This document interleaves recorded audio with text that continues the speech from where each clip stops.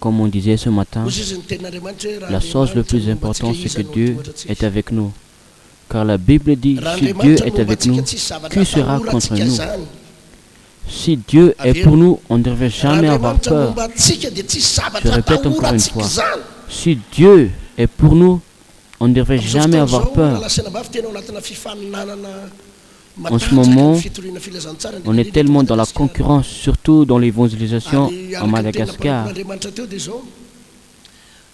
Et d'après une remarque d'un pasteur, il y a des croyants qui changent d'église pour y aller de gauche et de droite. De l'autre église va de l'autre église. Peut-être qu'il n'y a pas de vol de brebis, mais peut-être qu'il y a des brebis qui changent d'église pour aller de gauche et de droite. Mais moi, je suis vraiment convaincu, mes frères et sœurs, qu'on ne devrait jamais avoir peur de ces choses-là si Dieu marche avec nous. On ne devrait jamais avoir peur de ces choses-là. Et même si toute l'église va te quitter, mais si Dieu marche encore avec toi, tu pourras encore avoir de la prospérité venant de Dieu. Mais voyez mes frères et sœurs, les gens nous surveillent de loin. Ils regardent ce qui est dans ton église, ils regardent ce qui est dans son église, et puis ils comparent les choses. Mais moi j'ai toujours cette chose-là dans mon cœur. Lorsque moi je n'ai pas de choses, mais les gens en ont, moi je ne vais pas disputer avec eux, mais je prie. Et je dis au Seigneur, tu peux me donner tout ce que les gens en ont. Et tu peux encore me donner encore plus. Tu peux encore me donner plus que les autres en ont, Seigneur. Amen. C'est pour cela qu'on a parlé concernant l'amour qu'on a pour Dieu ce matin. Lorsqu'on aime vraiment l'Éternel, il nous offrira beaucoup de choses, tellement beaucoup de choses. Tellement beaucoup de choses. Et lorsqu'on a les grâces et les dons spirituels, c'est là qu'on peut attirer beaucoup de choses. On pourra attirer des âmes, des hommes, et même des finances. Et même s'il y a des gens qui vont quitter ton église, moi je dis cela dans mon église. C'est pas un problème pour moi de dire cela aux croyants. Si une personne quitte mon église, il y a 10 autres qui cherchera la place. Ce n'est pas vraiment un grand problème. Car toi, tu crois que Dieu est avec toi. Et souvenez de cette parole avant qu'on vienne vraiment dans l'enseignement. Souvenez-vous que tous les gens qui quittent notre église, parfois, ce sont des gens qui ont tellement de maladies spirituelles. Ils ont de quoi? Parfois, c'est Dieu en personne même qui l'arrache dans l'église, afin que la maladie ne se propage pas dans l'église. Moi, c'est comme ça. La raison pour laquelle les gens quittent mon église, il y a une raison. Et moi, je fais juste que je sonde mon être. Et moi, lorsqu'il quitte mon église, je le bénis, mais je ne le maudis pas. Mais il y a parfois ces gens-là, c'est Dieu en personne même qui l'arrache afin que le virus ne propage pas. Mais il y a aussi des pasteurs qui sont tellement contents de le recevoir. Pourtant, ce sont des croyants qui ont tellement beaucoup de maladies. Et lorsqu'il est arrivé dans l'église, il va propager aussi sa maladie. C'est là le problème. Lorsqu'on voit des gens qui s'habillent noblement et disent ah, tellement. Et puis 2 semaines ou bien 3 semaines, c'est là qu'il devient précipité de l'église. Et c'est là qu'il va propager beaucoup de choses dans l'église. Et tu verras un problème, pasteur. C'est pour cela que je dis que ce n'est pas vraiment un grand problème que les gens quittent l'église. Comme cette personne-là a dit, qu'il faut avoir confiance en soi. Car si Dieu est avec nous, on pourra aller loin, mes frères et sœurs. On va voir un verset ici. On va lire un passage biblique. Galates chapitre 6, verset 7.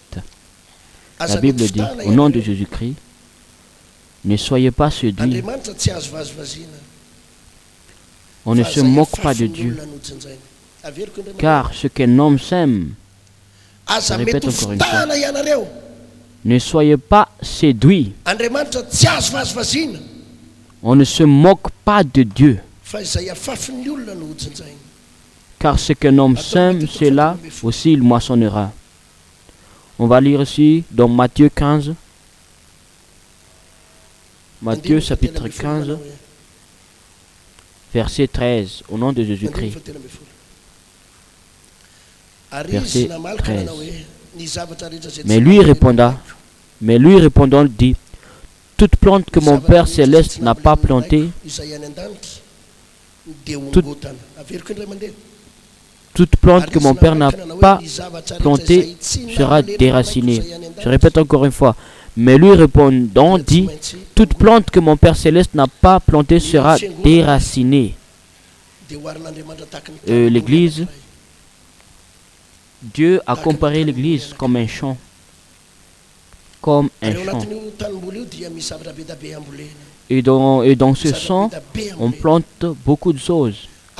On plante beaucoup de choses. Et tout ce qu'on va planter dans ce champ qui va grandir. Tout ce qu'on va planter, ce sont ces choses-là qui vont grandir. Beaucoup de serviteurs de Dieu, lorsqu'ils traversent des moments difficiles dans l'Église, ils rejettent, ils accusent les autres. Ils accusent les commites qui est fautif. Ils accusent les presbytiers. Ils accusent le responsable de tel ou bien qui a fait ces choses-là. Mais un serviteur de Dieu dans la Bible, l'échec dépend toujours des responsables. Et même aussi le succès de l'Église dépend toujours du pasteur. Ça ne dépend pas des effets de l'extérieur. Vous voyez, nos ennemis vont faire toujours des choses. Les gens qui nous haïssent vont toujours des choses. Les gens qui nous persécutent vont toujours faire des choses. Ils vont toujours chercher des choses pour nous anéantir, pour nous détruire. On ne devait pas être étonné. Lorsqu'on avance, lorsqu'on fait quelque chose, souviens-toi qu'il y a toujours des gens qui vont nous haïr. Et tous les gens qui nous haïssent vont toujours mettre des pièges. Mais ton succès ne dépend pas de tes ennemis. Ton succès ne dépend pas de tes ennemis. Mais ton succès dépend de ce que tu fais, de ta marche avec le Seigneur. Amen. Ça ne dépend pas vraiment de tes collaborateurs, ton succès ou bien ta réussite ou bien ton échec. Mais tout dépend de toi. C'est-à-dire que tu es le dirigeant. C'est pour cela qu'on devrait toujours avoir la communion avec le Seigneur. Tout dépend de nous. Tout dépend de nous, pasteur. Si tu as réussi, c'est grâce à ta marche avec le Seigneur. Si tu as échoué, c'est ton problème avec le Seigneur. Tu ne peux pas rejeter avec les autres. Tu ne peux pas rejeter avec le manque d'argent ou bien le manque de matériel.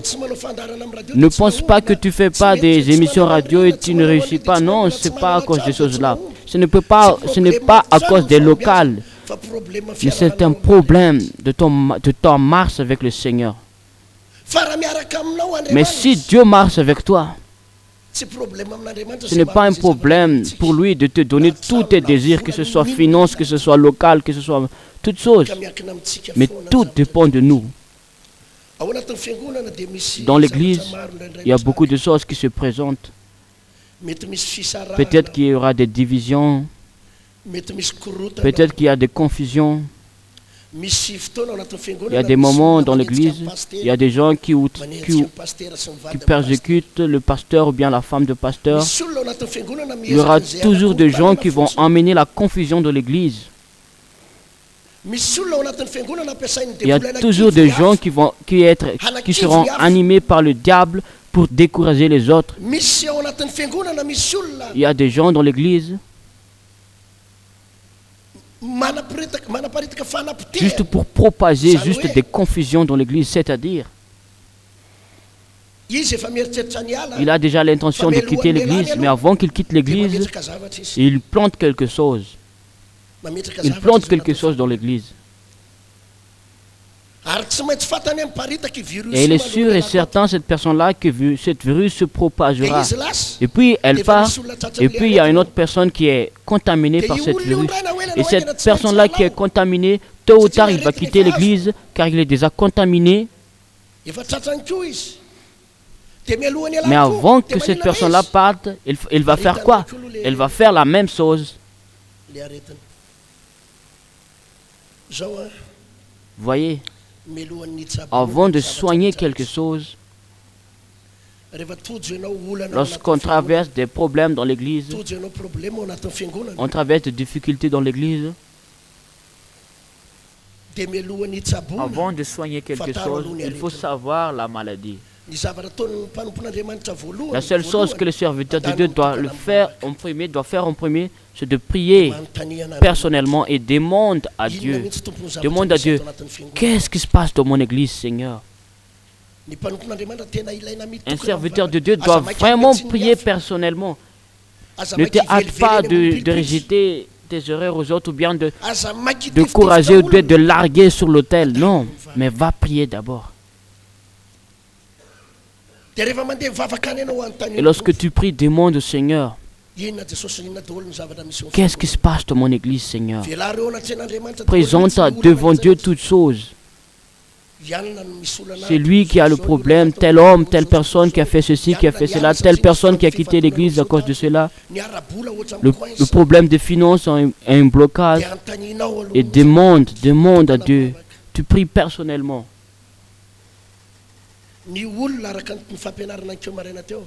Une personne, comme j'ai dit ce matin, lorsque Dieu marche avec toi, Dieu te donnera au premier la sagesse. Amen. Il va te donner quoi? La sagesse. Solomon a demandé à Dieu. Lorsque Dieu a demandé à Solomon un jour, que veux-tu, Salomon? Mais je te le donnerai. Et Solomon a dit, donne-moi l'intelligence, donne-moi la sagesse, afin que je puisse conduire tout ce peuple, afin que je puisse conduire tout ce peuple d'Israël. Donne-moi la sagesse. Une seule chose très importante qu'on devrait demander à Dieu, si on va demander, ne maudis jamais quelqu'un, mais demande la sagesse. Que ferais-je faire, Seigneur, dans ce problème? Que ferais-je faire pour sortir dans ce problème? Que devrais-je faire pour sortir dans ce problème? Donne-moi de la sagesse. Que devrais-je dire? Que devrais-je pas dire? Mais un serviteur de Dieu qui manque de sagesse se fatiguera toujours de rétablir l'église. Ça marche d'un temps. Oui, ça marche d'un temps par des évangélisations, mais ça marche dans 6 mois. Mais c'est là qui va s'écrouler aussi l'œuvre, s'écrouler l'œuvre. Et voilà qui est précipité par une petite ardeur, il va dire que je veux faire quelque chose. Et c'est là que l'œuvre de Dieu marche un peu. Mais tout d'un coup, tout s'écroule.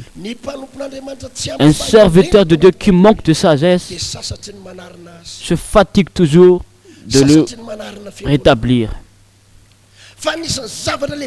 Mais une chose que la Bible dit, surtout tous les dirigeants, c'est la sagesse. C'est la sagesse venant de Dieu. On n'est pas obligé d'apprendre la sagesse, mais c'est Dieu en personne qui la met en nous. C'est Dieu qui la met en nous.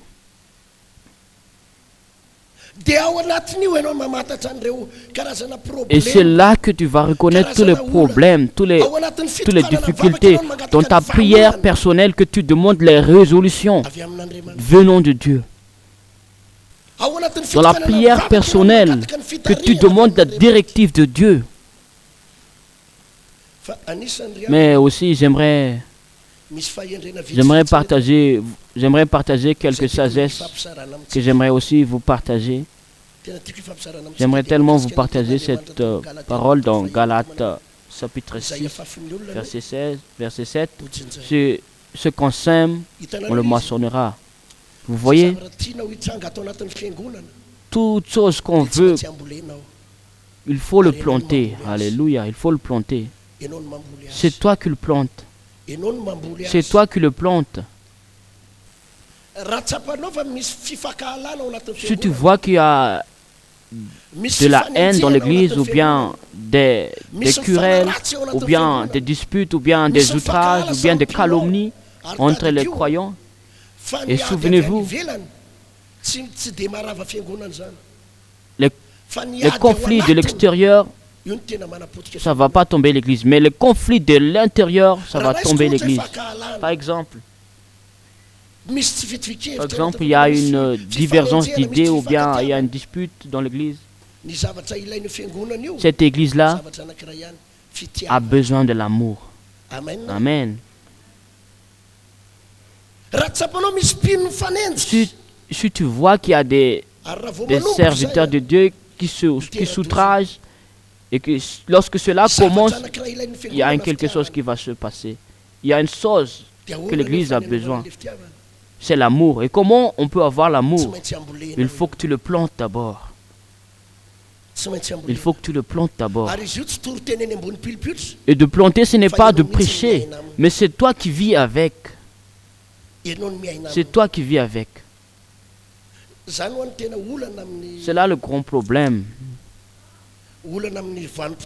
C'est là le grand problème aujourd'hui, désormais. Il y a beaucoup de prédications, mais on ne vit pas avec. On prêche beaucoup, on enseigne beaucoup, mais pourtant on ne vit pas avec. Et souvenez-toi, lorsque tu ne vis pas dans ce que tu prêches, c'est Dieu-même qui te le force à vivre.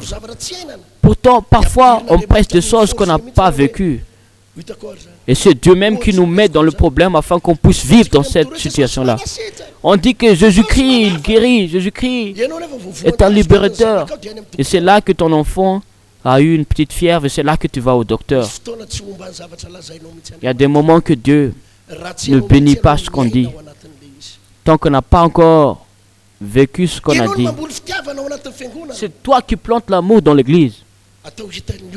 Fais voir aux gens que toi tu ne fais pas que prêcher, mais tu plantes. La Bible dit dans 2 Timothée,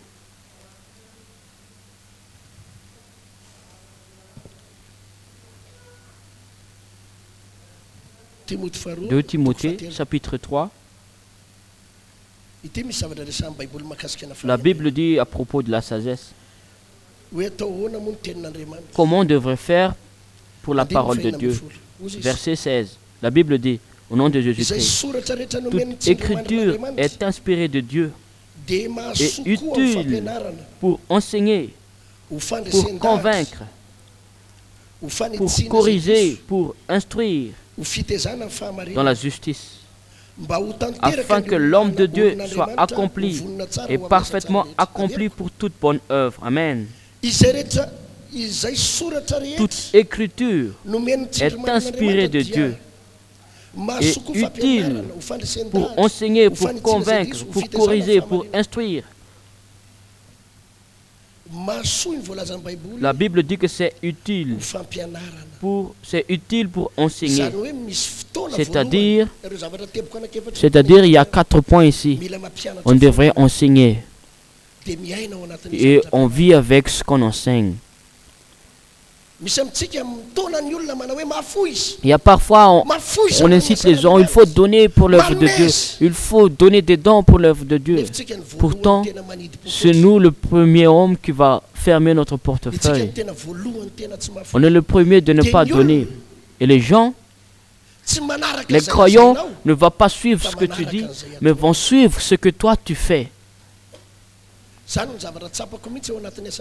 C'est là que moi, j'ai bien constaté dans l'œuvre de Dieu. Mais moi, gloire à Dieu, ce n'est pas vraiment une difficulté de dire aux gens de donner de l'argent ou bien dans le finance. Que ce soit combien de millions ou bien combien de millions.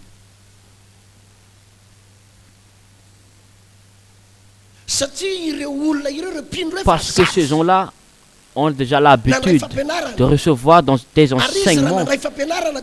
Et si ont reçu de l'enseignement, ce n'est pas eux seulement qui fait ces choses-là, mais c'est toi en personne aussi, tu vis avec ce que toi tu enseignes. Amen.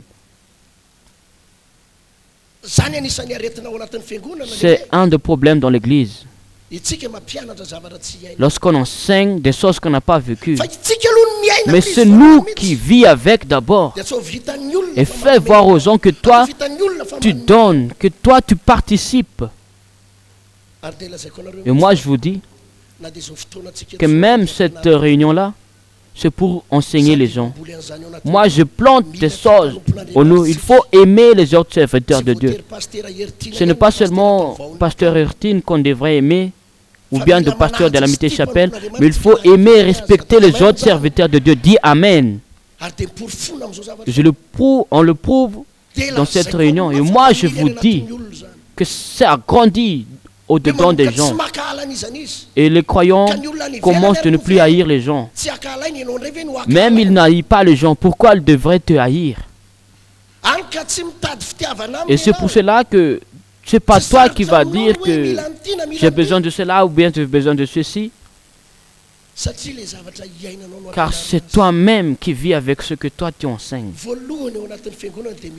Premièrement, dans l'église, il faut enseigner. Il y a certains pasteurs qui ne savent pas enseigner, mais il ne faut que larguer.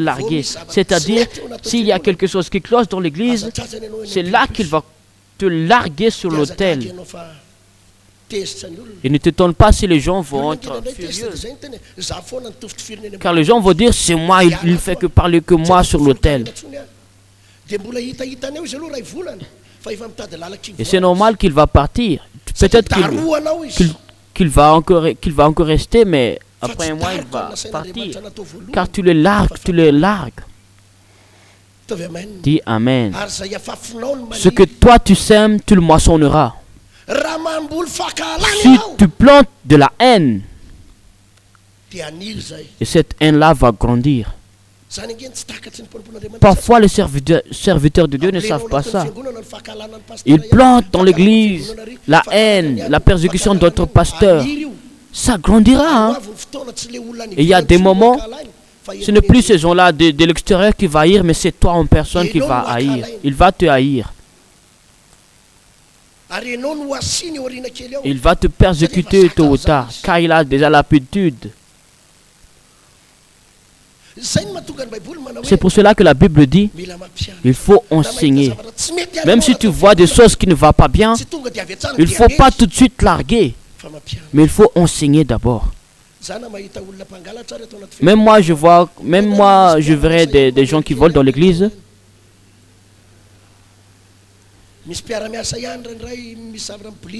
Il y a même des collaborateurs qui font des choses pas bien, mais moi, je ne largue pas d'abord, mais j'enseigne. J'enseigne.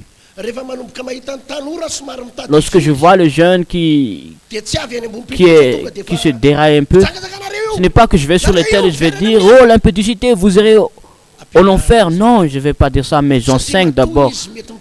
Car pourquoi qu'ils se déraillent? Peut-être qu'ils ne savent pas. Et dans le rôle que tu es le responsable, dans le rôle que tu es un enseignant et un dirigeant, tu enseignes d'abord. Tu enseignes avec amour. Tu enseignes avec amour, tu conseilles avec amour. Mais il y a des serviteurs qui ne savent pas cela. Mais il ne fait que bombarder. Et c'est pour cela que je dis, va d'abord prier personnellement et demande la sagesse venant de Dieu. Jésus, c'est là qu'il se présente dans l'église. C'est là les difficultés. Comment on devrait se conduire? Comment on devrait se faire?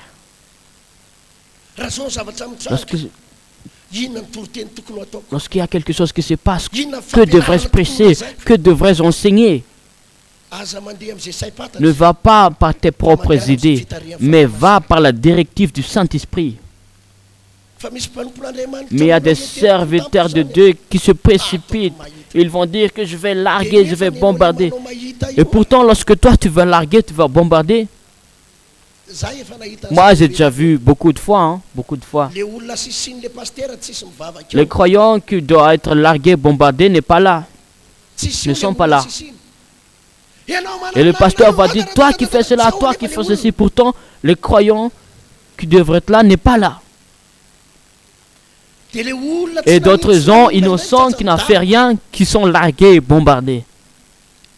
Et pourtant, ces gens-là, la raison pour laquelle ils viennent dans l'église, ils veulent avoir d'encouragement. Pourtant, il n'a pas eu d'encouragement, mais des bombardements.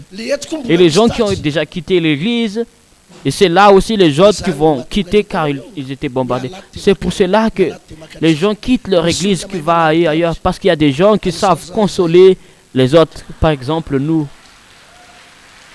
Alléluia. Alléluia. Nous, mes bien-aimés, hein, on demande toujours la directive de Dieu. Lorsqu'on fait quelque chose, c'est tellement important pour nous, l'âme des gens. Ce n'est pas pour nous de rejeter les gens. Mais on le prend soin d'eux car ils vont aux cieux. Dis Amen. Au contraire, toi, tu es tellement strict et sévère. Il y a des moments où le problème vient de nous. Il y avait un moment, c'était à l'époque où j'étais encore à Damatav en 2003.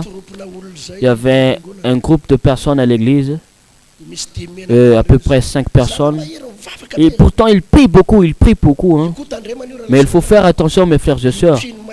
Les gens qui prient beaucoup, hein, mais qui ont des cœurs impurs. Il faut faire attention. Car la Bible dit, heureux ceux qui ont le cœur pur, car ils verront Dieu. Pourtant, ces gens-là étaient tellement des gens de la prière, qui prient et qui font des jeûnes, 40 nuits, 40 jours, mais ils ont des cœurs impurs. Ils ne verront pas Jésus-Christ, mais ils verront des esprits impurs. Et puis il vient. Il me dit, oh pasteur, on a vu dans des visions, parce que notre église était encore une petite église en bois, c'était encore 50 personnes peut-être. Et ils disent qu'ils ont vu par des visions que cette église va s'écrouler.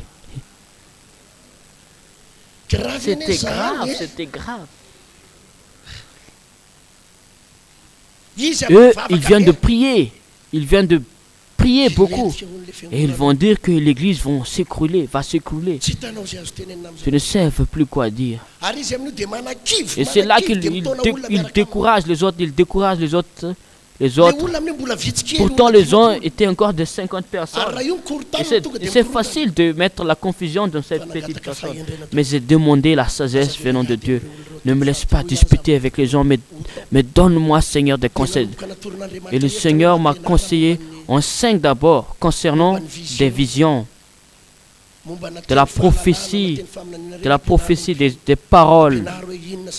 Enseigne concernant la vision. Et j'ai enseigné ces choses-là aux croyants. Et les croyants ont commencé de recevoir cet enseignement. Et moi, j'enseigne en même temps que j'enseigne. Ces gens-là propagent le virus. Mais dans une courte durée, et ils croient que l'église va s'écrouler. Mais l'Éternel a protégé l'église. Alléluia.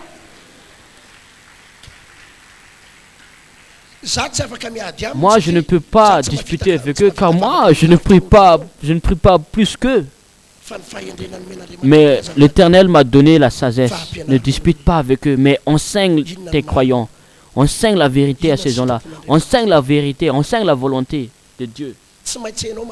Il faut qu'on enseigne et demande à Dieu tout ce qu'on veut, que ce soit, ça grandira dans notre église, il faut l'enseigner. Et l'enseignement, c'est pas seulement un jour ou bien 2 jours ou bien un mois, mais il faut avoir dans la persévérance. Amen. En même temps, tu enseignes et tu vis avec ton enseignement. Un grand virus, une grande maladie dans l'église, c'est l'amour de l'honneur. C'est l'amour de l'argent aussi. L'amour d'honneur. Moi, je vous dis, pasteur, nous les pasteurs, on est digne d'honneur, car on est appelé de Dieu, On a une place plus que les autres. C'est Dieu en personne qui nous a appelés, qui nous a oints. On est différents. On n'est pas pareil des gens, des croyants, des simples croyants. On est digne d'honneur, de respect. Amen. Mais ce qui ne va pas, lorsqu'on se hâte de venir dans l'honneur, c'est là le problème désormais. On se hâte de venir vers le place d'honneur. Et c'est là qu'on ne sait plus servir les autres. Même Jésus-Christ a dit cette parole. On sait bien Jésus-Christ. Jésus-Christ était vraiment un fils de Dieu à 100%. Il était un fils de Dieu. Il n'est pas un serviteur de Dieu. Il n'était pas un serviteur de Dieu. Mais il est un fils de Dieu. Mais ce qui est magnifique, Jésus-Christ était fils de Dieu, mais il a pris la place d'un serviteur. Et il a dit, c'est lui qui veut être le plus grand, qu'il soit être esclave de tous. Il y a quelque chose dans l'église, c'est l'enseignement. Il faut enseigner comment faire afin que les gens prient vraiment. Tout dépend de nous. Toi, pasteur, tu es digne d'honneur et de respect, mais apprends d'abord à servir. Tout ce que toi tu prêches, si tu veux que les gens t'obéissent, apprends d'abord de te rabaisser et de servir les autres. Parfois, il y a parmi nous qui fait des petites choses. C'est là que tu vas être orgueilleux. Tu vas dire que ne me touche pas, je suis intouchable. Moi, je vois des gens qui sont intouchables après des petites œuvres. Oui, c'est vrai qu'on a de l'onction. Mais parfois, il faut faire montrer aux gens qu'on a l'humilité aussi. Mais tout ce que l'homme sème, qui va grandir. Tout ce qu'on sème, c'est qui va se grandir aussi. Moi, j'ai vu un pasteur à Tamatave. Comme j'ai dit auparavant, j'ai vécu beaucoup d'années à Tamatave, 3 ans, 4 ans, et j'ai vu beaucoup d'expériences. Il y avait un frère, un serviteur de Dieu, pasteur. Ici, on dit que tous les gens deviennent pasteurs tout d'un coup. On remercie le Seigneur. C'était un pasteur qui jouait de guitare avec moi, comme moi aussi. Je suis devenu pasteur tout d'un coup. Et puis il était devenu pasteur. Et c'était tellement étonnant. Hein. Tout d'un coup, il a eu des brebis à 120 croyants. Mais quel était son enseignement? Il disait que il ne mangeait pas de bread. Il ne mange pas de bread. Mais il faut que ce soit du poisson, du côtelette, des nourritures gras et toutes ces choses-là, de steak et tout. Et tout l'enseignement et tous les croyants qui lui prennent soin de sa nourriture ou bien qui dépensaient d'argent pour lui, pour sa nourriture. Et le pasteur, on sert le pasteur comme un roi. Hein? Mais moi je vous dis, le ministère marchait un peu, mais le ministère aussi s'écroulait dans un court durée. Il y avait un moment, un de ces croyants a parlé avec moi. Il racontait des problèmes, que notre finance ne marche plus, on ne trouve plus de l'argent pour notre pasteur, pour son nourriture. Parce qu'on a honte de venir chez lui car il ne mange pas de bread, mais il mange que des choses, de bonnes choses. Et c'est là que notre église est tellement dans des confusions et tous les gens quittent l'église. Tous les gens quittent l'église. Car le pasteur courit trop après l'honneur. Court trop après l'honneur. Mais Dieu pourra te mettre dans une place d'honneur si tu sais servir. Amen. C'est lui qui veut être grand, qu'il soit être esclave de tous. Jésus-Christ nous a enseigné ces choses-là. C'est pour cela que Jésus-Christ a lavé les pieds de ses disciples. Les grands hommes ne pourront pas faire ça. Mais Jésus-Christ a lavé les pieds des apôtres. Et Jésus-Christ a dit que je vous laisse l'enseignement.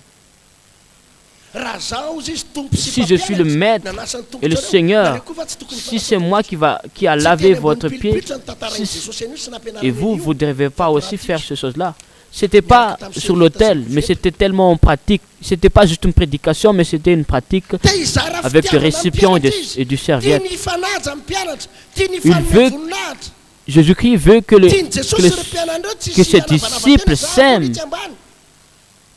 Et c'est là que Jésus-Christ a rabaissé son honneur. Si on peut faire ces choses-là, il y a des choses qui vont être déracinées dans l'Église. Pourquoi? Pourquoi notre collaborateur parfois veut être arrogant dans l'Église? Notre collaborateur de près nous regarde et nous observe et il voit, oh voilà que pasteur, il a ça pasteur, il a reçu ça pasteur, il monte sur une voiture pasteur. Et lui il est tout près de toi, il voit toute ta vie. Il a la convoitise. Il veut devenir comme le pasteur. Et c'est là, lorsqu'il voit tes caractères ou bien tes enseignements, c'est là qu'il va être orgueilleux. Et prépare-toi, pasteur, qu'il va plus t'obéir dans un certain moment. Et c'est là aussi qu'il va chercher d'autres issues pour bâtir aussi notre église. Car il croit que c'est si simple que ça de bâtir une église.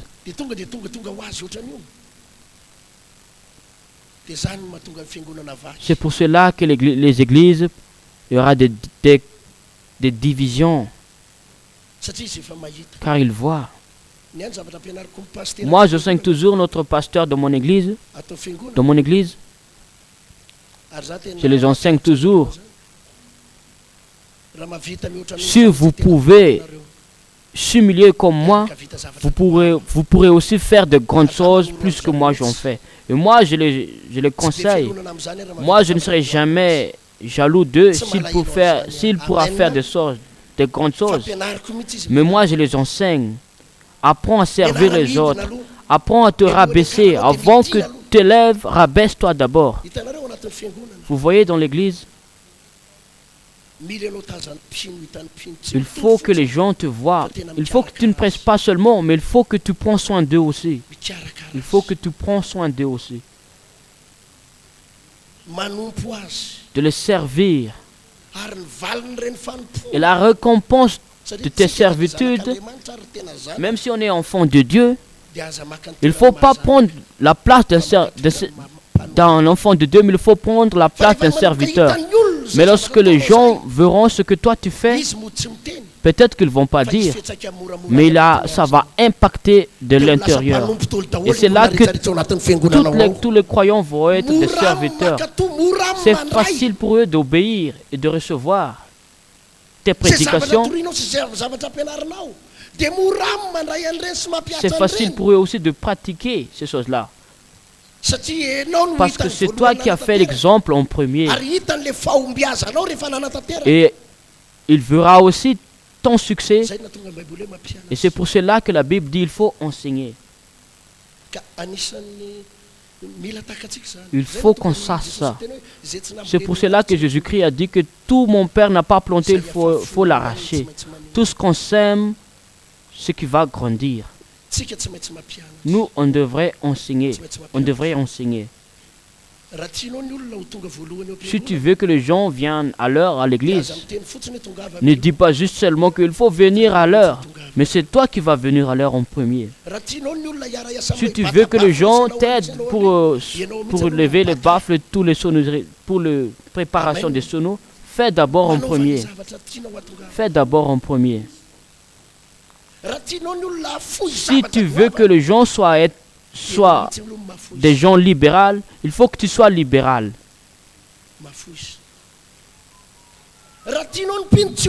Si tu veux que les croyants ne soient pas égoïstes, il faut que toi, tu ne vis pas dans l'égoïsme. Même notre enseignement aussi, c'est aussi votre avantage et la foi notre avantage. Car ça encadre l'Église. Il faut qu'on soit tellement désintéressé dans l'égoïsme.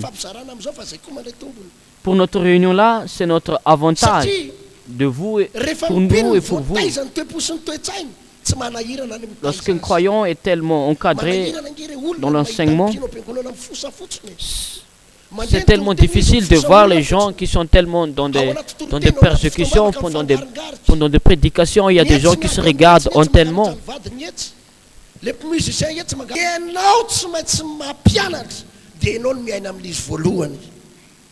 Amen.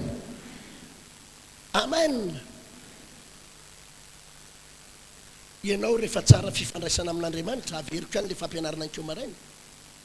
Mitokana mivavaka, manana fitiavana an'Andriamanitra, dia omen'Andriamanitra anao izany fahendrena zany. Omen'Andriamanitra anao fahendrena fitantanan'olona, fitondrana olona, fitondrana mpiara-miasa. Za mahita mpitandrina no heverino mpiasa ny daholo ireo olona am-piangonanao ireo. Ohatranao izy ny directeur, dia ireo mpiara-miasa amin'ireo mpiasa ny daholo. Fa tena fahotana mafaty zany raha lasaina bavy. Fahotana mafaty zany. Mpiara-miasa amin'ny Jesosy ireo raha mpiara-miasa aminao. Ils sont des collaborateurs avec Jésus-Christ et avec toi. Et si tu veux que les gens te respectent, il faut que tu les respectes d'abord. Moi, j'ai déjà vu des pasteurs devant beaucoup de gens. Il parle fortement avec son collaborateur. Moi, je dis, oh, c'est pas possible. C'est pas possible dans l'œuvre de Dieu. Tu enseignes des mauvaises choses devant les gens si tu fais cela. Au lieu que tu enseignes la douceur, au lieu que tu enseignes l'amour, c'est là que tu vas enseigner la colère. Et les gens vont te suivre. Les gens vont faire aussi. Oui, les gens vont t'accepter lorsque tu dis des choses. Mais le virus est déjà rentré en eux. Le virus est déjà en eux. Et même s'ils ne sont pas colériques devant toi, mais ils sont colériques devant les autres. Et si les gens auront une place, ils vont être orgueilleux. C'est là qu'ils vont être orgueilleux aussi. Et si ces choses-là se passent dans l'église,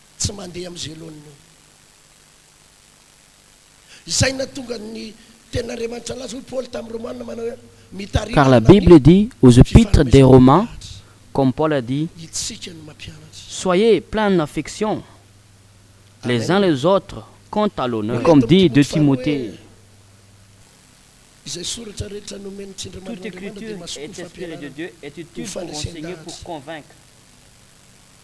Il y a quelque chose qu'on devrait avoir, surtout nous les pasteurs. Ne te cache pas dans cette parole que ce n'est pas ton don. Mais même si ce n'est pas ton don de convaincre, mais il faut que tu aies cette chose-là. Il faut convaincre les gens. Il faut que tu saches convaincre les gens. C'est que la Bible dit. C'est utile d'enseigner et de convaincre. Il y a des moments où on a besoin d'enseignement, mais il y a aussi des moments où on a besoin des prédications qui encouragent. Et un serviteur de Dieu qui a la sagesse venant de Dieu, c'est le moment où il doit prêcher, où il doit enseigner ou bien il doit corriger. Nous, les serviteurs de Dieu, on ne devrait jamais être éloignés de Dieu. Si vous demeurez en moi, vous prospérez. Et si vous éloignez de moi, vous ne pouvez rien faire. Il faut qu'on sache, le pasteur, enseigner quand est-ce que je devrais corriger, quand est-ce que je devrais corriger. Dans la Bible dit, il y a des moments qu'on parle, il y a des moments qu'on garde le silence. Quand est-ce que je dois parler, quand est-ce que je ne dois pas parler. Mais il y a des moments qui est le vice-versa. Lorsqu'on devrait enseigner, c'est là que les gens auront des bombardements. Et au moment qu'on doit bombarder les gens, et les gens sont déjà prêts, et c'est là que tu enseignes. Mais il faut vraiment la directive de Dieu. Amen. La Bible dit pour convaincre. C'est pas facile de convaincre les gens. Moi, je constate cela. Moi, lorsque je prêche 2 heures ou bien 3 heures, 1h30 dans l'église, à l'église, chaque samedi, parfois il y a 3 jours de prière pour cela. Et je demande à Dieu, que devrais-je dire? Si je parle ceci, est-ce que je devrais le dire? Comment je devrais le dire? Afin que les gens puissent bien recevoir cette chose-là, cette parole. Mais le Saint-Esprit, mes bien-aimés, il nous enseigne, il nous dirige, il nous guide. Lorsque tu demandes le Saint-Esprit, il nous enseigne vraiment. Et le Seigneur va nous montrer de près. Ici, tu devrais parler de ceci. Ici, tu devrais corriger. Ici, tu devrais convaincre. Mais un pasteur qui ne sait pas convaincre, ce n'est pas possible. Qui va te suivre si tu ne peux pas convaincre les gens? Pourtant, toutes ces choses-là, on ne va pas les inventer. Mais Dieu même qui va te le donner. Il ne faut pas inventer, mais c'est Dieu qui te le donne. La Bible dit pour convaincre, pour corriger. Dans l'église, il ne faut pas juste convaincre ou bien de corriger les gens, mais il faut aussi corriger les autres. Mais il faut d'abord enseigner et puis corriger. Mais ce n'est pas le contraire, mais enseigne d'abord. Et tout ce que toi t'as enseigné, c'est là que tu vas corriger. C'est pour cela qu'on ne devrait pas juste bombarder seulement les gens dans notre prédication. Dans l'église, il y aura toujours des gens qui vont nous vexer.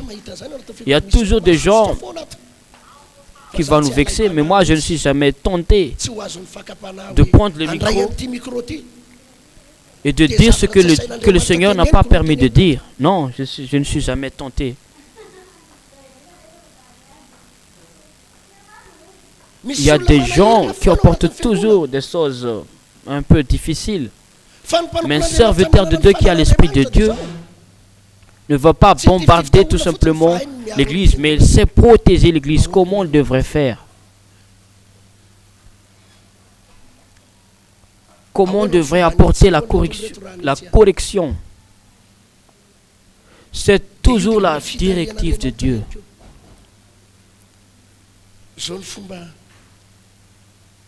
Comment tu devrais enseigner? Comment tu devrais corriger? Il y a des moments où je corrige dans l'église et je conseille. Je conseille. Et tout ce qu'on a enseigné, c'est là que tu peux corriger. C'est pour cela que les gens pourront savoir vraiment que sa venue dans l'église, c'est pour prier, de chercher l'Éternel. Mais parfois, les gens ne savent plus la raison pour laquelle il est à l'église. Il y a même des gens qui ne savent plus, mais il fait que suivre le pasteur ou bien l'église. Ils ne savent plus la raison pour laquelle il est venu à l'église. Mais nous, il faut qu'on plante et arracher aussi les autres. Tout le Père Céleste n'a pas planté, il faut l'arracher. Et tout le Père et toute chose qui vient de Père, il faut le planter. Moi, je vous conseille, mes frères et sœurs, il y a des moments, il y a des croyants qui veulent avoir des disputes avec toi. Il ne faut jamais disputer avec eux. Moi, il y avait un croyant qui dit des faussetés après moi, qui m'a outragé, moi et ma femme. Et le Seigneur m'a conseillé, invite-le chez toi et donne-lui à manger. Alléluia. Alléluia. Et moi, je lui ai invité à la maison et je lui ai donné à manger. Et puis, je lui ai donné aussi de l'argent. Alléluia. Et moi, j'ai dit que tu es magnifique. Hein? C'est bien de travailler avec vous. Et depuis cela, il n'a jamais dit de fausseté après moi. Alléluia. Alléluia. Et si c'était notre serviteur, peut-être qu'il a déjà bombardé sur l'autel. Mais l'Éternel a dit qu'il faut planter, comme dit la Bible. Si ton ennemi a faim, donne-lui à manger, car ça va le mettre un arbre ardent sur sa tête. ardente sur sa tête. Dieu n'a pas enseigné d'haïr les autres. Ayez du gel avec tout le monde.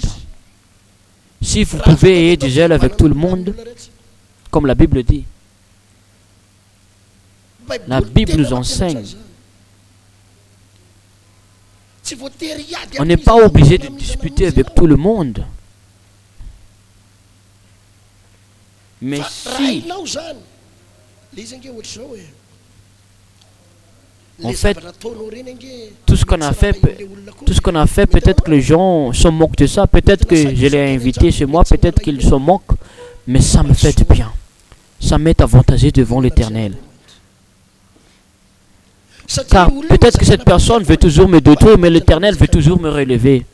Et à un moment donné, ce n'est plus moi qui va le combattre, mais c'est un autre qui va le combattre.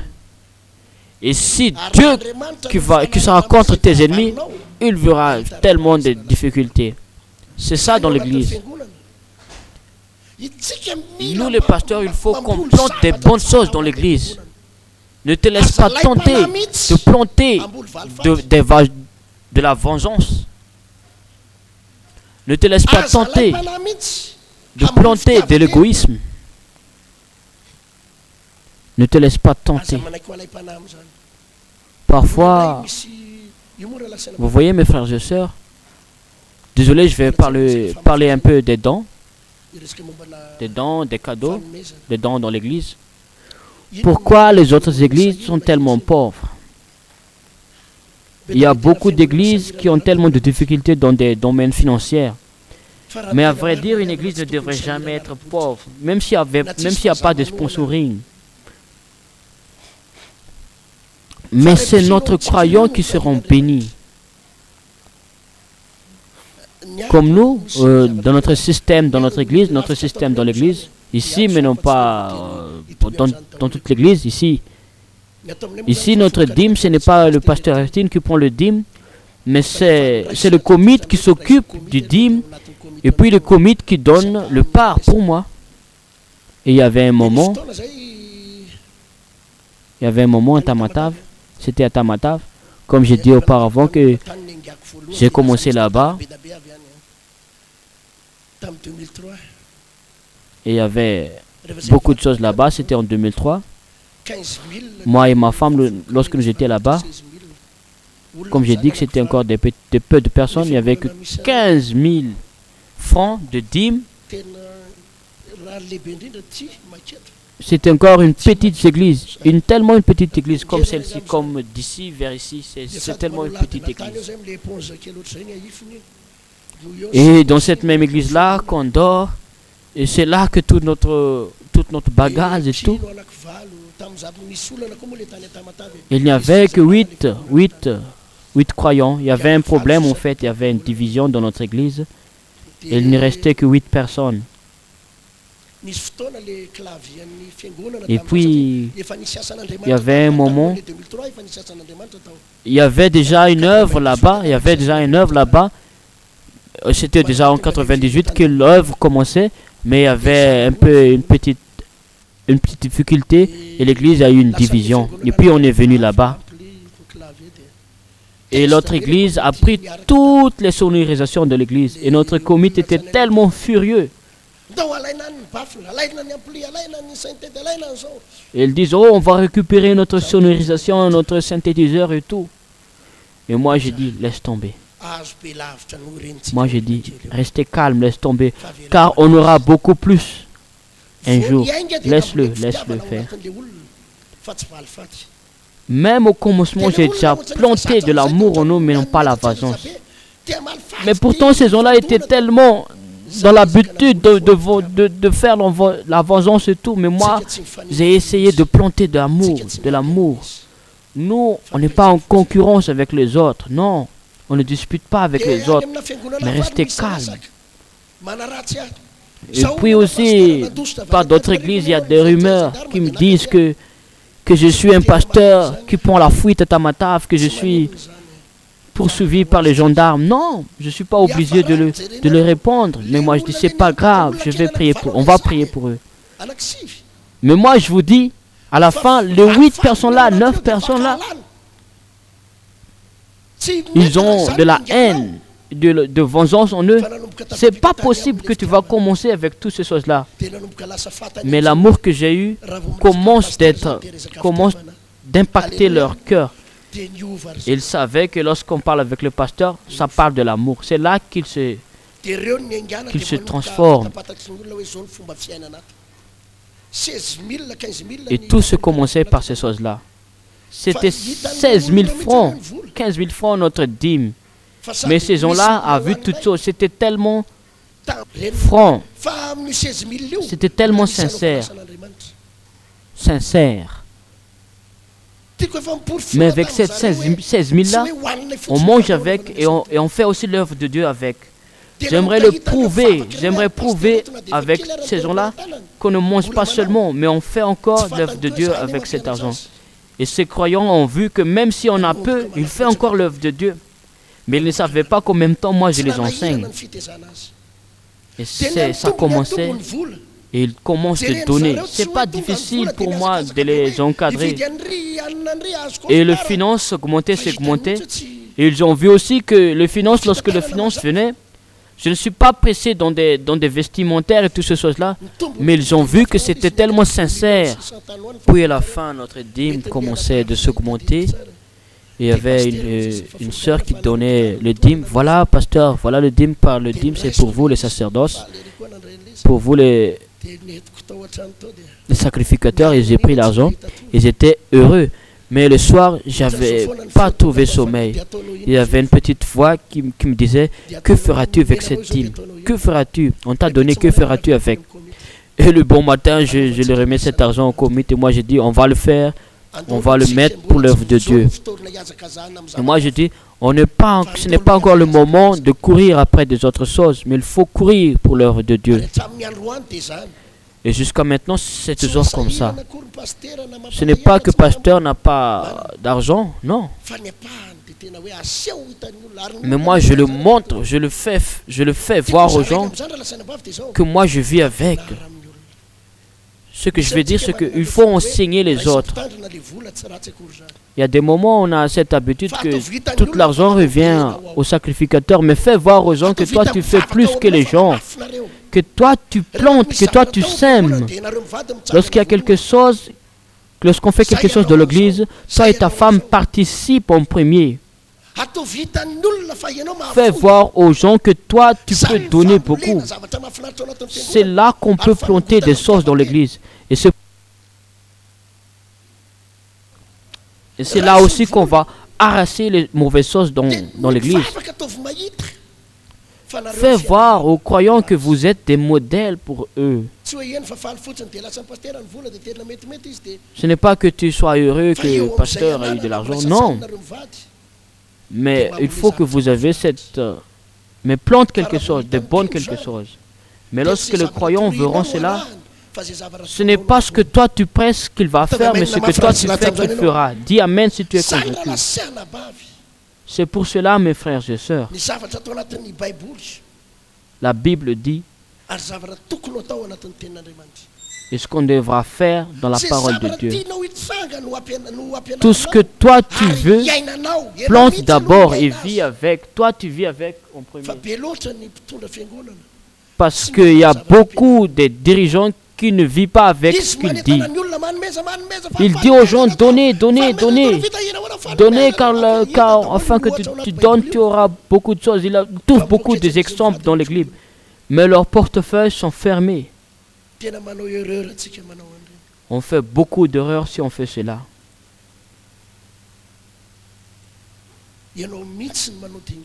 C'est toi qui fais le premier pas. C'est ça ce qui est dit dans la Bible. Et toutes les choses qui ne marchent pas dans l'église, ce sont juste des échantillons.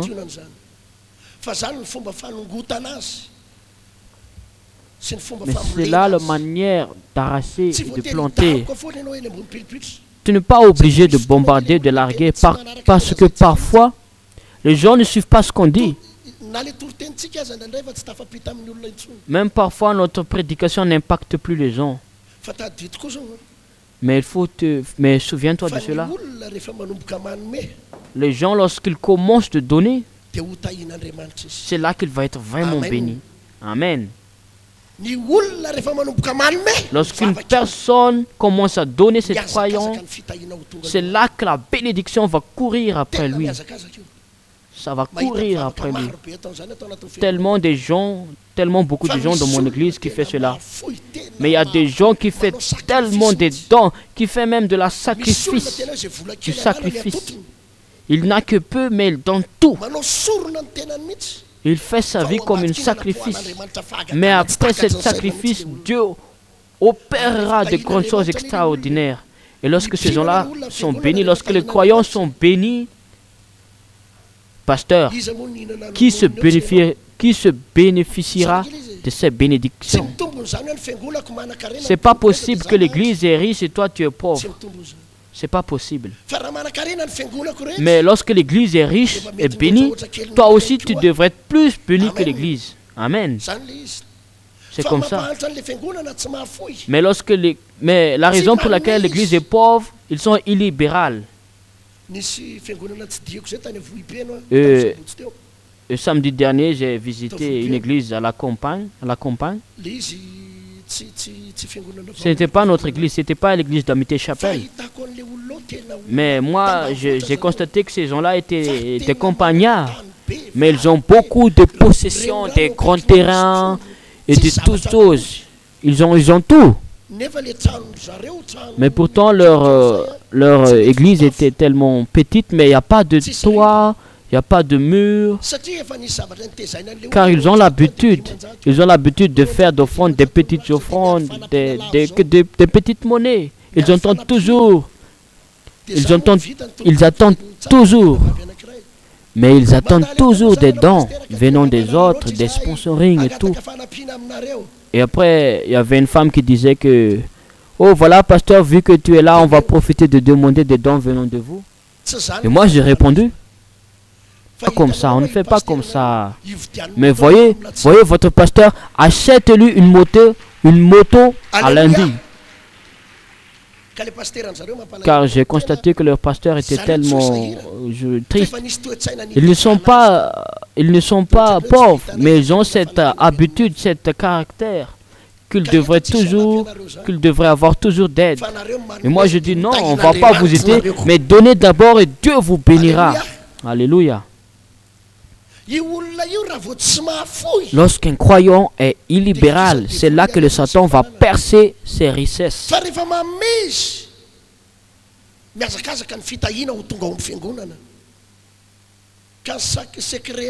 Et le secret d'un don, ou bien non, le secret de recevoir, c'est de faire le don. Et ces gens-là ne savent pas ça si tu n'enseignes pas. Tu comprends? Tout dépend de nous, mes frères et sœurs. C'est pour cela que je dis auparavant, ne rejette pas, n'accuse pas les autres, n'accuse pas les collaborateurs, n'accuse pas les gens de l'extérieur, n'accuse pas les ennemis, car les ennemis vont toujours te persécuter.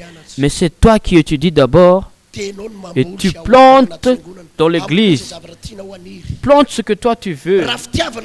Si tu veux que l'amour grandisse, plante l'amour. Si tu veux que l'argent grandisse, plante d'abord. Mais tu verras, les croyants vont être bénis. Si tu veux que les gens sont actifs, sois actif d'abord. Montre d'abord ton action devant eux. Ce n'est pas que tu enseignes seulement, mais il faut que tu montres d'abord que tu es actif dans l'œuvre de Dieu. Si tu veux que les gens aiment vraiment Dieu, plante d'abord l'amour et fais voir aux gens que toi tu aimes Dieu. Si tu veux que les gens aiment vraiment prier, fais d'abord en premier afin qu'ils puissent voir. Tout ce que toi tu fais, c'est là aussi que les gens vont faire. Si tu veux que tes croyants haïssent les autres, tout dépend de ta prédication. Si tu prêches de la haine, si tu prêches des choses à propos de Régé, c'est toi-même qu'il enseigne. Et moi, je vous dis, mes frères et sœurs, c'est pas difficile que ça de diriger les collaborateurs si tu sais ces choses-là. Demande la sagesse à Dieu lorsque tu pries. C'est pour cela que je répète encore une fois, prie personnellement. Oui, on a toujours besoin des conseils des gens, mais il est plus préférable de recevoir des conseils de Dieu. Comment devrais-je diriger? Regarde le problème dans l'église.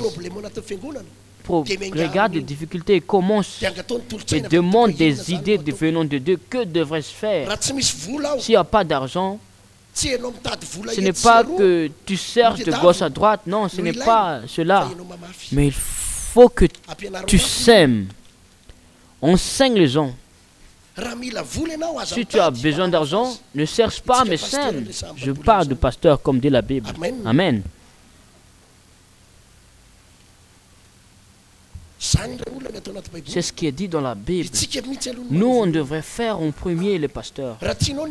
Si tu veux que les gens, on le gèle, sois gelé d'abord. Sois gelé d'abord. Si tu veux que les gens marchent dans la vérité, vis d'abord avec, dans la vérité. Il n'y aura pas des choses qui devraient être cassées. Nous, les pasteurs, comme dit Jésus, avant que je termine le premier parti, nous, les pasteurs, on ne devrait pas se cacher. Comme Jésus-Christ a dit, nous sommes le sel de la terre.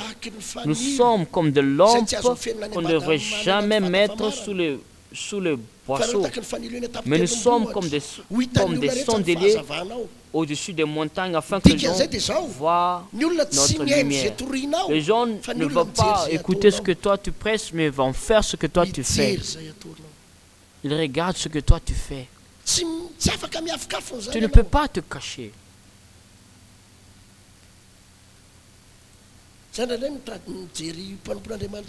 Moi, parfois, je regarde les serviteurs de Dieu. On dirait qu'ils cachent quelque chose. Mais fais voir aux gens ta sainteté, fais voir aux gens ta sincérité, fais voir aux gens que tu marches droit. Il y avait un moment ici, on a acheté un terrain, mais pourtant ce terrain-là avait un problème. Pourtant on a déjà payé l'argent, pas tout l'argent, mais une petite avance.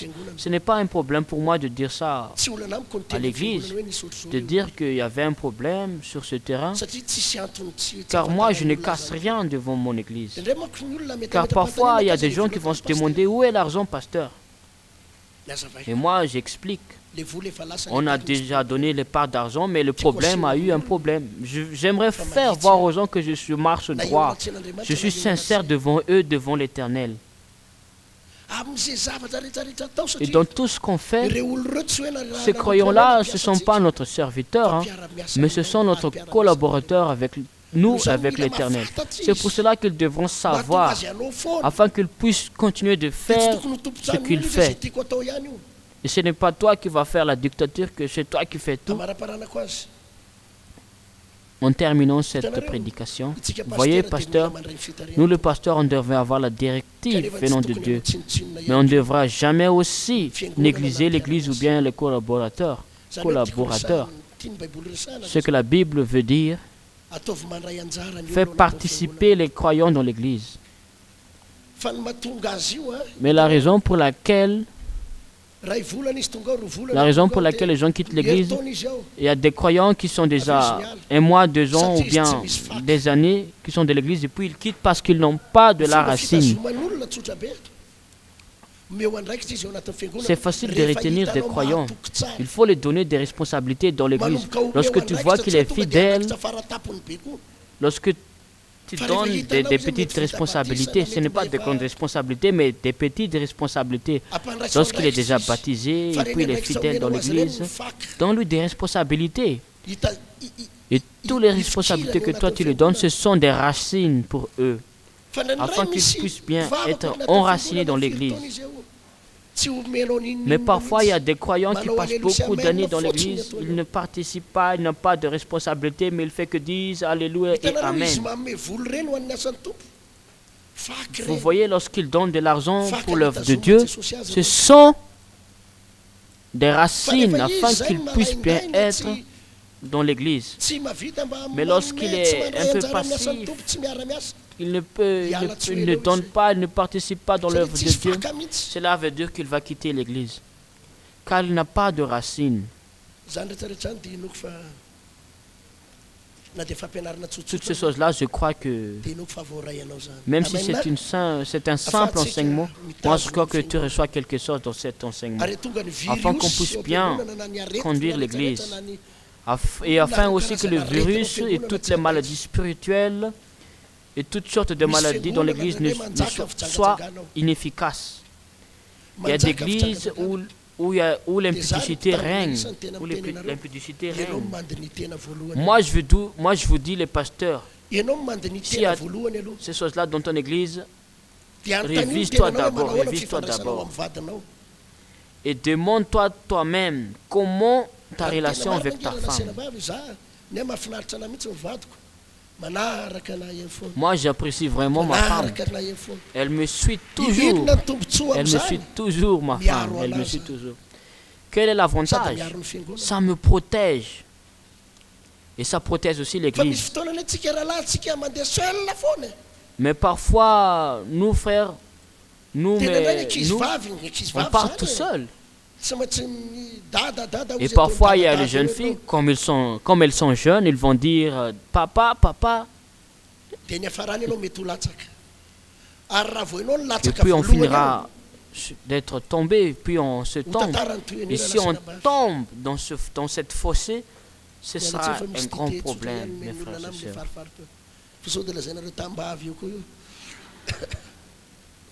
Alléluia. Alléluia. Écoutez un peu. Lorsque tu tombes en premier dans l'impudicité, pasteur, ça se propagera dans le choral. Ça se propagera dans les diacres, tous les comités, toutes les assemblées de l'église. Et ce sera difficile pour toi de rétablir cette église. Dans mon église, ce n'est pas que... Dans mon église, peut-être qu'il y a d'impudicité ici, mais peut-être qu'il y a deux ou bien il y a une personne ou deux personnes. Peut-être qu'il y a des serviteurs de Dieu qui sont tombés dans l'impudicité, mais il n'y a pas beaucoup. Pourquoi? Car moi, premièrement, j'enseigne à propos de l'impudicité, des libertinages. Souvenez-vous, l'impudicité commence toujours par le libertinage. Lorsque l'Église est tombée dans le libertinage, c'est là que l'impudicité se présente aussi.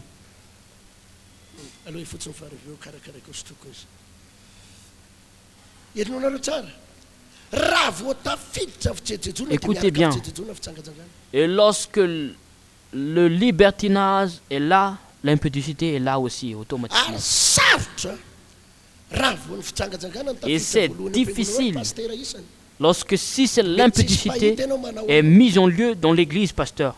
Peut-être qu'on ne te voit pas, pasteur. Peut-être que les gens ne savent pas ce que toi tu fais, mais Dieu te regarde. Et la main de Dieu sera éloignée de toi. Souvenez-vous bien de David, la suite de David. David était un homme puissant. On ne pouvait jamais vaincre David. Et personne n'a jamais vaincu David. Mais lorsqu'il a commencé de faire l'impudicité avec Bathsheba, lorsqu'il est tombé dans l'impudicité, c'est là que tout s'écroule. Et même son serviteur lui a outragé. Et c'est là que sa vie était en désordre. Son autre fils avec Bathsheba était mort. Son autre fils a pris sa fille pour femme.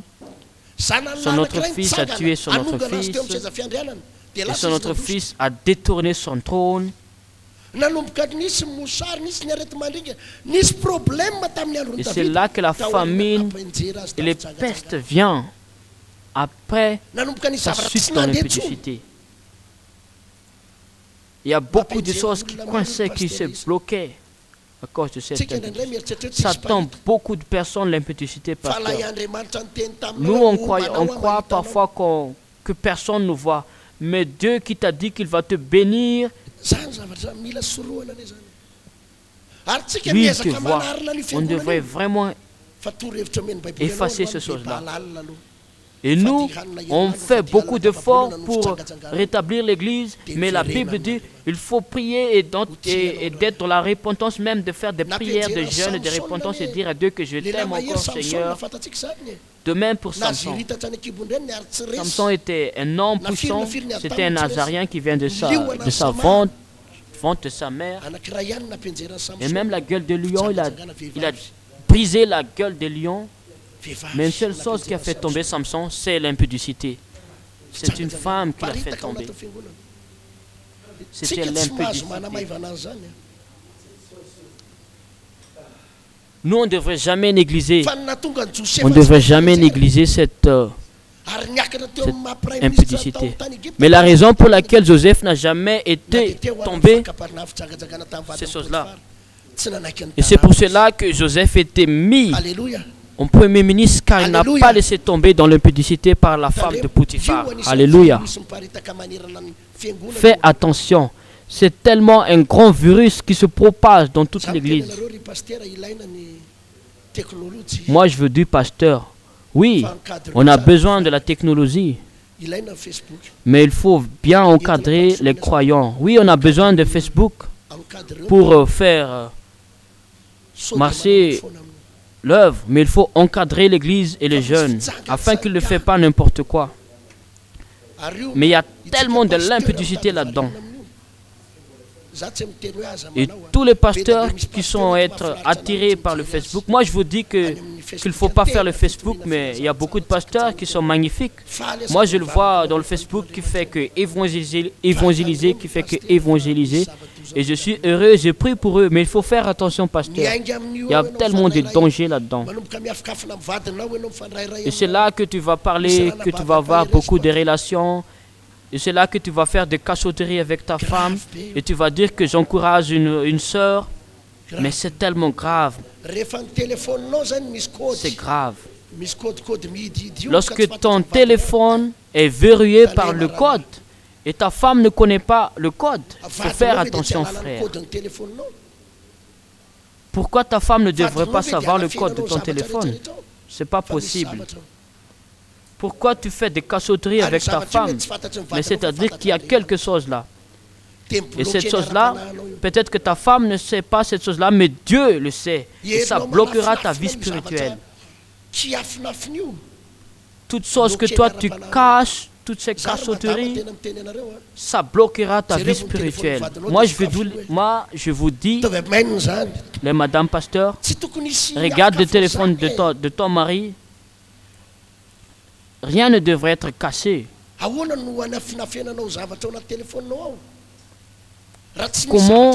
Comment tu vas cacher quelque chose dans ton téléphone s'il n'y a pas quelque chose là-dedans? Et s'il y a quelque chose là-dedans, réponds-toi, car Dieu ne marchera plus jamais avec toi s'il y a du péché dans l'église. La Bible est claire dans Ésaïe, ou dans Josué. Dans